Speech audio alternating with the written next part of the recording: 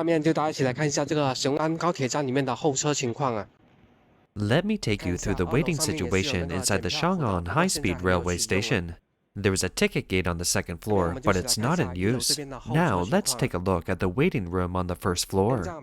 This is the waiting hall on the first floor of Xiong'an high-speed railway station. Take a look at the waiting room. It's very large and beautiful, but there are few people taking the bus now. The waiting room was deserted, with no one in sight. 大的候车大厅冷冷清清的，都看不到什么人。运营仅有4年多的武通火车站。 Wutong railway station has only been in operation for more than 4 years. Has it really withdrawn from the stage of history, faded out of public view, and been forgotten? The current Wutong station actually has no connections anywhere. The vast empty station square in front of me makes people feel extremely regretful. Perhaps the original intention of choosing the location was to connect 2 small cities. Now it seems that both ends are out of reach. This may really be the most insignificant high-speed rail station not existing. In recent years, the Beijing authorities have developed and built high-speed railways on a large scale. A large number of high-speed rail stations have been added in various places. However, because the Chinese government has not conducted feasibility studies, these are basically projects that have been launched as soon as possible, resulting in overcapacity. Today, at least 26 high-speed rail stations are idle and mired in debt crises. Today, we will talk about the current situation of high-speed rail in China. But before we do, we would like to encourage you to subscribe. Your support is our greatest motivation and encourages us to bring you more valuable content. Now, moving on.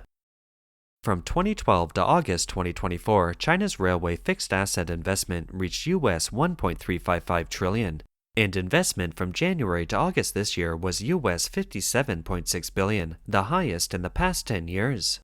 The high-speed rail network is a manifestation of the CCP's development of large-scale infrastructure. Due to remote locations, insufficient surrounding facilities, and low passenger flow, at least 26 high-speed rail stations are inactive or closed. The high-speed rail station in Xiong'an New District, which is expected to become a future transportation hub, has few passengers. Look at this video. It was shot during the Chinese New Year in 2023. During the festival, there was no one at the high-speed rail station. It looked like a ghost town. In the Xiongan Station Square, known as the largest in Asia, netizens found that it was overgrown with weeds and no one was around. I am currently at the Xiong'an Station in Xiong'an New District. I did not expect that the Xiong'an high-speed railway station in Xiong'an New District would be built in a wasteland. There is a wasteland in front of the high-speed rail station. There are basically some weeds in the land and some alfalfa. This is Xiong'an Station. This is a train station in a field of alfalfa, and some residential areas have been developed in the distance. Xiong'an New District is an image project promoted by Chinese Party leader Xi Jinping and is officially called a Millennium Plan. The original intention of establishing Xiong'an was because Beijing was over-concentrated and overdeveloped. It had long been facing problems such as traffic congestion, high-rise buildings, air pollution, and environmental degradation, and the capital was dysfunctional. Because Beijing has no prospects for improvement, Xi Jinping decided to move some functions of the capital to the Xiong'an region, 100 kilometers south of Beijing. Xi Jinping is very enthusiastic about this project and believes that it's a major project that can be recorded in history. So far, more than 383 key projects in Xiong'an New District have been completed, with a total investment of 108.6 billion. Although the Chinese Communist government has invested large sums of money, many local houses are still unoccupied and the streets are deserted. In Xiong'an New District, I discovered a very interesting phenomenon. The houses here are very beautifully built and have complete supporting facilities, but there are almost no pedestrians on the streets. Another netizen posted a video saying that Xiong'an has a very small permanent population and not many people light their residential buildings at night.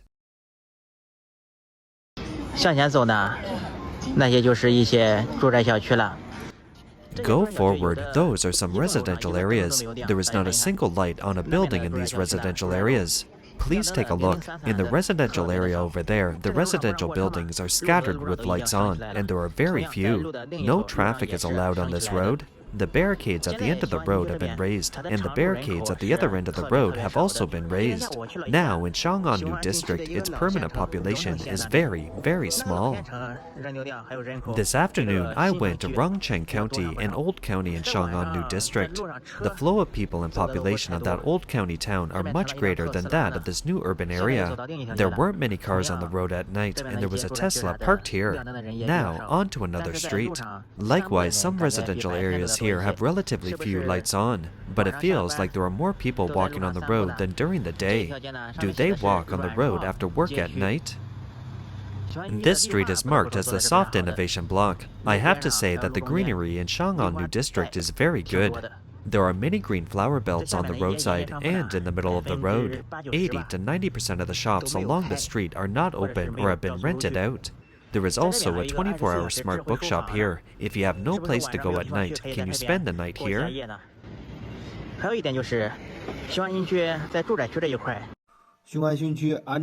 The real reason for the decline in resettlement housing rents in Xiong'an New District is actually the relationship between supply and demand. Many Xiong'an residents have 3 or more apartments and now want to rent them out. But there aren't that many people who actually rent houses. Migrant workers don't rent, they have dormitories. There aren't that many people who are senior executives of state-owned enterprises, plus other people doing business. Although officials have touted Xiong'an as a 1,000-year plan, the outside world is not optimistic about it.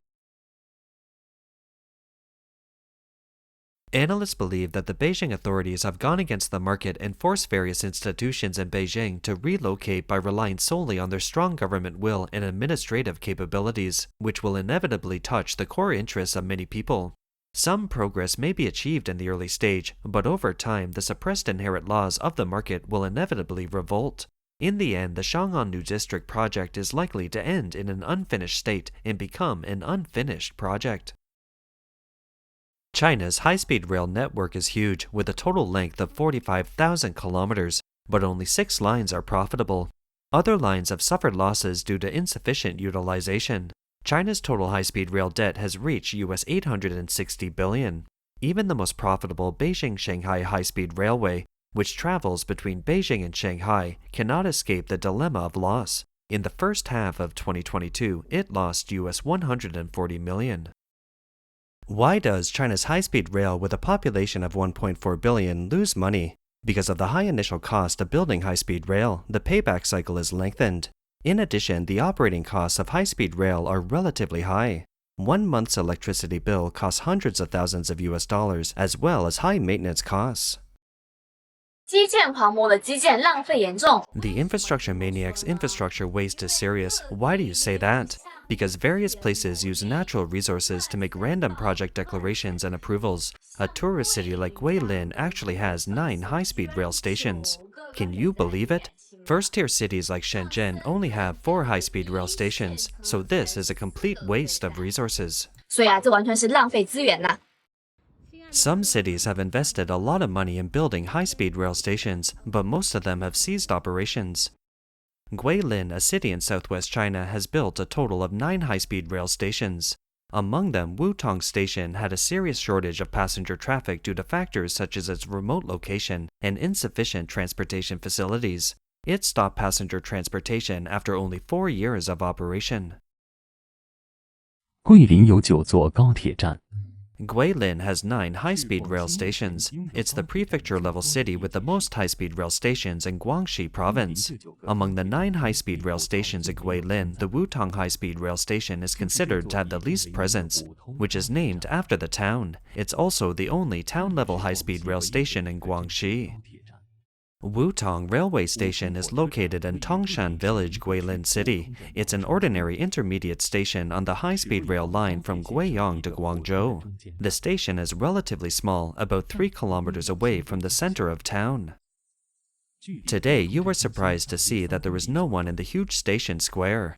Why? It's said that after the high-speed rail station was built, it was not put into operation at the end of December 2014, at the same time as the high-speed rail from Guiyang to Guangzhou. Instead, it was officially opened in March 2018. At the beginning of operation, there was less than 10 trains stopping at Wutong Station every day, and the passenger flow was less than 200 people. The passenger flow situation is horrible. Now the area in front of the station has been surrounded by a stainless steel fence, which means that Wutong Station has truly closed. 这等于说五通站已经真正的关门谢客了。 There are many high-speed rail stations similar to Wutong Station, such as Haitou High-Speed Rail Station in Dongzhou City, Hainan. Its investment exceeds US $5 million. In July last year, it caused controversy because it was not put into use after more than 7 years of construction. The reason was that the daily passenger flow was less than 100 people, which the railway department would suffer serious losses. Later, due to pressure from public opinion, the Haitou station was put into use in December last year.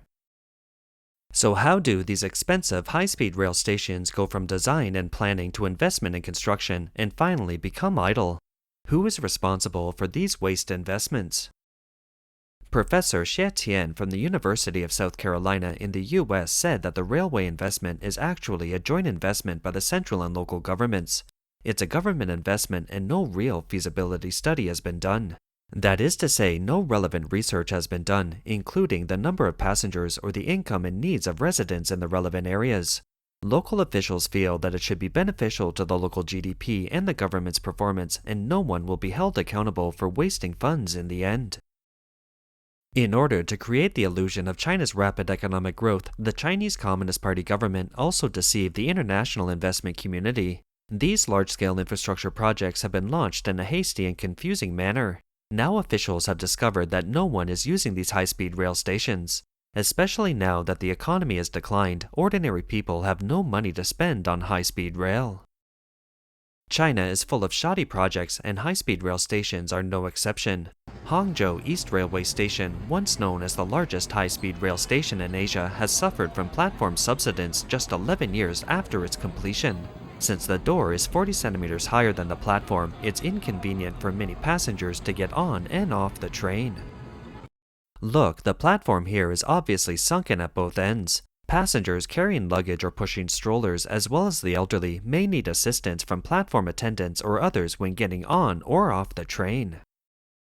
The high-speed railway is one of the major projects in Shandong province, connecting Laishi City to Qingdao and Rongchen City in Weihai.